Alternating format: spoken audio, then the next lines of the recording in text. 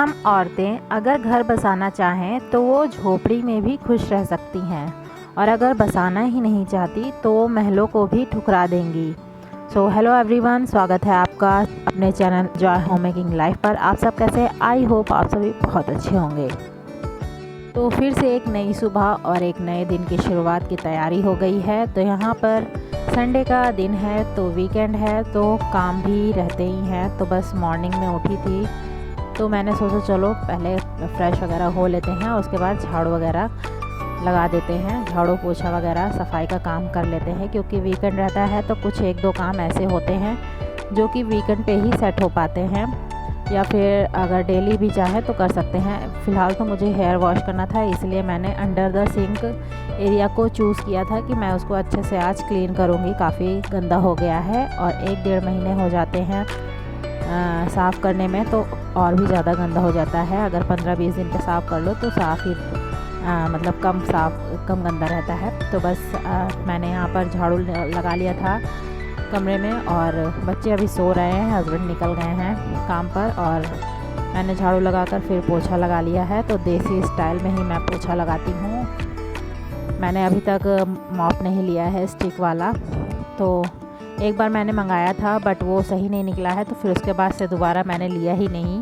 तब तक देसी वाला ही स्टाइल मैं यूज़ करती हूँ पोछा लगाने में। तो बस यहाँ पर पोछा अच्छे से लगा ले रही हूँ। और फिर रूम का मतलब आजकल तो गर्मी है तो पोछा जल्दी सूख भी जाता है, गीला भी नहीं रहता। तो मैंने अंदर मैट डाल दिया था जो भी यूज़ करती हूँ, और फिर मैं आ गई थी किचन में। किचन में मैंने पोछा नहीं मारा क्योंकि सिंक भी साफ़ करना, सिंक के नीचे साफ़ करना था, तो इस वजह से पोछा नहीं मारा था। फिर सामान मैंने यहाँ से अंडर द सिंक एरिया से सारे सामान को मैंने बाहर कर लिया है और बस हार्पिक को डाल दिया है जिससे कि अच्छे से क्लीनिंग हो जाए। वैसे टाइल्स वगैरह बहुत ज़्यादा तो गंदे नहीं थे जो भी लगे हैं फ्लोर पर, तो ज़्यादा गंदा नहीं था, बस जाले वगैरह थोड़े लग गए थे तो उसको क्लीन किया। और जब साफ़ करते हैं तो एक बार धुलाई करना तो बनता ही है, तो इसलिए मैं हार्पिक डाल के ही धुल देती हूँ जिससे कि जो भी गंदगी हो अच्छे से निकल जाए। फ्लोर वगैरह ज़्यादा गंदा नहीं था बट फिर भी मैंने हार्पिक का यूज़ कर लिया है और अच्छे से उसे क्लीन कर दिया है पानी से वॉश करके। और जो भी ऑर्गेनाइज़र मैं इसमें यूज़ करती हूँ तो उन सबको भी मैं वॉश कर रही हूँ। पहले सोचा कि मैं ऐसे ही वाइप कर लेती हूँ, बट फिर देखा कि थोड़े बहुत जाले लगे थे तो मैंने कहा कि वॉश ही कर लेती हूँ, जल्दी हो जाएगा काम, नहीं तो वाइप करने में समय जाएगा। तो जो भी ऑर्गेनाइज़र मैं यहाँ यूज़ कर रही हूँ सबको वॉश करके रख दूँगी। और मैंने सिंक को सेट नहीं किया था, अंडर द सिंक एरिया को वॉश करके मैंने ऑर्गेनाइज़र रख दिया था और सामान को सारा एक किनारे इकट्ठा करके रख दिया था जिससे कि मैं पोछा लगा सकूं। तो मैंने फिर किचन और बाहर के एरिया में सारा पोछा मार लिया था। फिर उसके बाद नहाना था और नहाने से पहले बाथरूम वगैरह वॉश करना था, तो वो भी सब कर लिया था मैंने।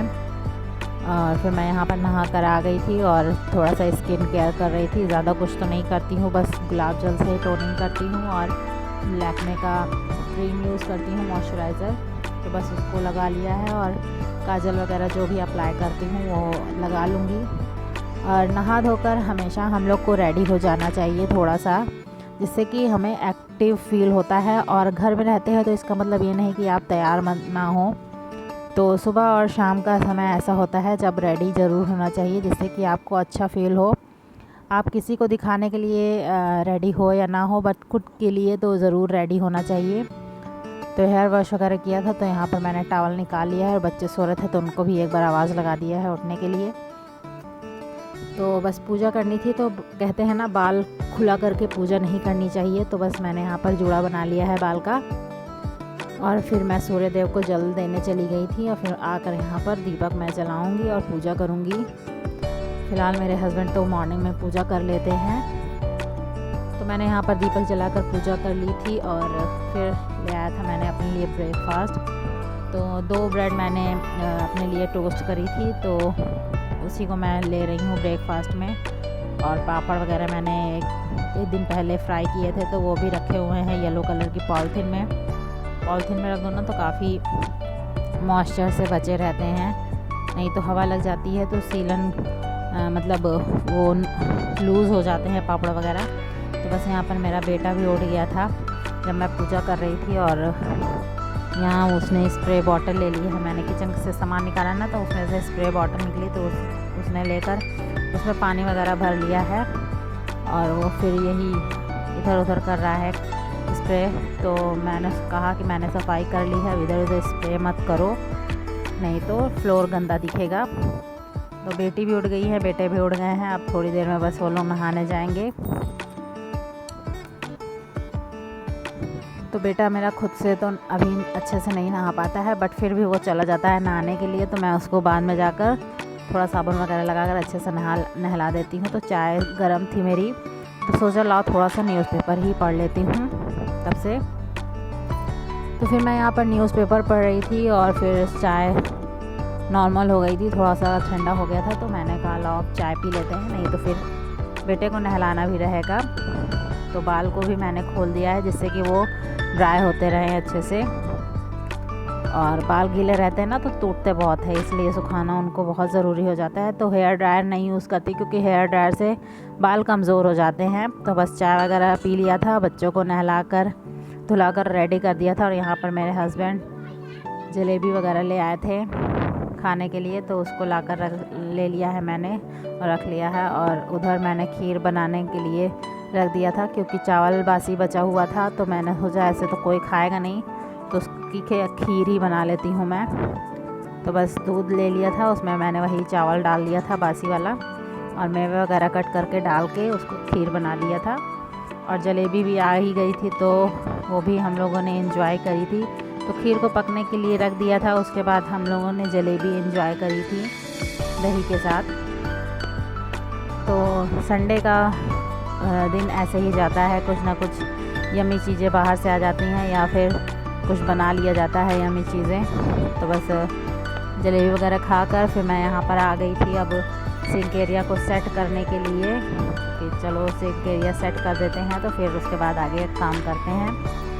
तो फटाफट यहाँ पर सिंक एरिया को मैंने सेट करना स्टार्ट कर दिया था, और जो भी ऑर्गेनाइज़र मैं यूज़ करती हूँ उसमें मैंने सामान रखे। और ये देखिए ये एक ऑर्गेनाइज़र है जो जिसमें मैंने सारे स्क्रबर्स रख दिए हैं जो भी मेरे पास थे, और ये हार्पिक का ड्रेन एक्सपर्ट है, तो इसका भी यूज़ करती हूँ। अगर आपके सिंक में ड्रेनेज की प्रॉब्लम है ना, तो आप इसको ज़रूर डालिए, रात के टाइम डाल दीजिए और गर्म पानी डाल के छोड़ दीजिए पूरी रात, और बहुत ही अच्छे से ड्रेन हो जाता है सिंक। तो बस जो भी चीज़ें थी मैंने अच्छे से ऑर्गेनाइज़ कर दी हैं सिंक के अंदर।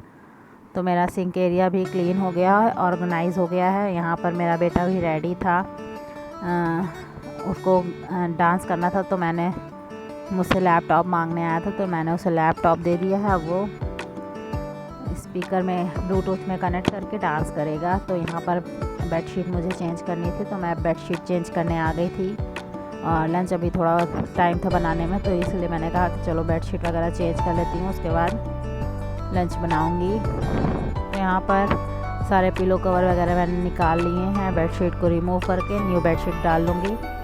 तो हम हाउसवाइफ की लाइफ में बस यही रह गया है, यही रहता ही है, और इसमें एंजॉय भी करना चाहिए क्योंकि हम लोग का ये डेली का काम है।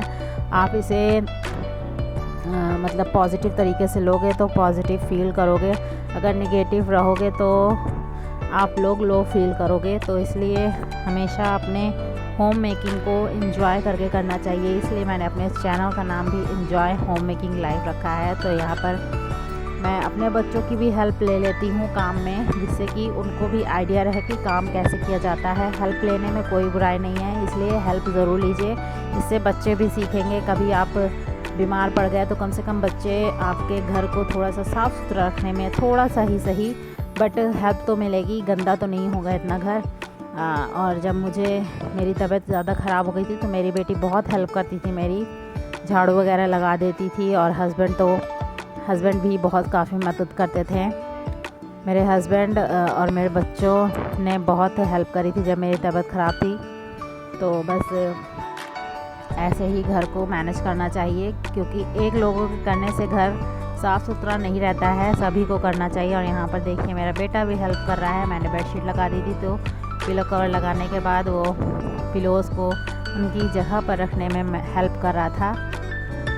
तो बस इसी तरह घर के कामों को करना चाहिए, और इसी तरह घर अच्छे से सेट भी रहता है।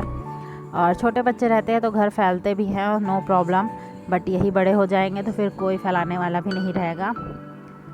और मेरे हस्बैंड की तो आदत है कि कोई भी सामान इधर उधर रहता है ना तो उसको वो तुरंत हटाने लग जाते हैं। ये मेरे हस्बैंड के अंदर बहुत अच्छी आदत है, क्योंकि मेरा घर अगर साफ़ रहेगा तो हस्बैंड खुश रहते हैं, अगर नहीं साफ़ रहता, मतलब कुछ सामान इधर उधर पड़े रहते हैं ना, तो वो खुद ही हटाने लगते हैं, कहते नहीं हैं। तो ये सब मेरी हेल्प मिल जाती है मुझे इन सब कामों में।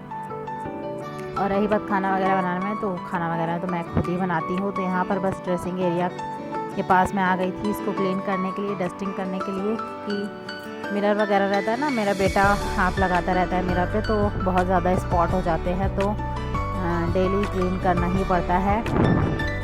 बट कभी कभी मिस हो जाता है तो कोई नहीं, बट क्लीन करती ही रहती हूँ ज़्यादातर। और आजकल महंगाई इतनी ज़्यादा है, कॉलिन वगैरह भी इतना महंगा मिलता है कि 2 बार स्प्रे करो, लगता है कि बस इतने में ही स्प्रे में क्लीन कर दो। अगर कॉलिन वगैरह मैं हर समय यूज़ भी नहीं करती हूँ मिरर पे, लगता है कि पानी गीले कपड़े से ही पोंछ कर एक बार सूखे कपड़े से पोंछ दो तो अच्छे से वो क्लीन हो जाता है। तो यहाँ पर मैं साइड टेबल को थोड़ा डेकोरेट कर रही थी, बार बार वैसे ही रखने में बोर लगता है ना, तो थोड़ा सा चेंज कर रही थी। तो यहाँ पर मैंने वुडन ट्रे का यूज़ किया है, और ये मेरे बेटे की स्टील की बॉटल है जिसका कैप मेरे बेटे ने पता नहीं कैसे तोड़ दिया, गिरा दिया था, तो वो टूट गया है और वो बन भी नहीं रहा है। तो इसलिए मैंने सोचा चलो इसको इस तरह डेकोरेशन के तरह ही यूज़ कर लिया जाए, क्योंकि कैप नहीं रहेगा तो कोई काम तो आने वाला नहीं है, तो एज अ डेकोरेटिव पीस ही यूज़ हो जाएगा वास के तरीके। तो बस यहाँ पर मेरा बेडरूम अच्छे से सेट हो गया है। आई होप आपको मेरा बेडरूम अच्छा लग रहा हो। अगर अच्छा लग रहा हो तो प्लीज़ वीडियो को लाइक कीजिएगा, चैनल पर न्यू है तो सब्सक्राइब कर लीजिएगा और बेल बटन को ज़रूर प्रेस कीजिएगा, जिससे आपको मेरी आने वाले वीडियोस की नोटिफिकेशन मिलती रहें।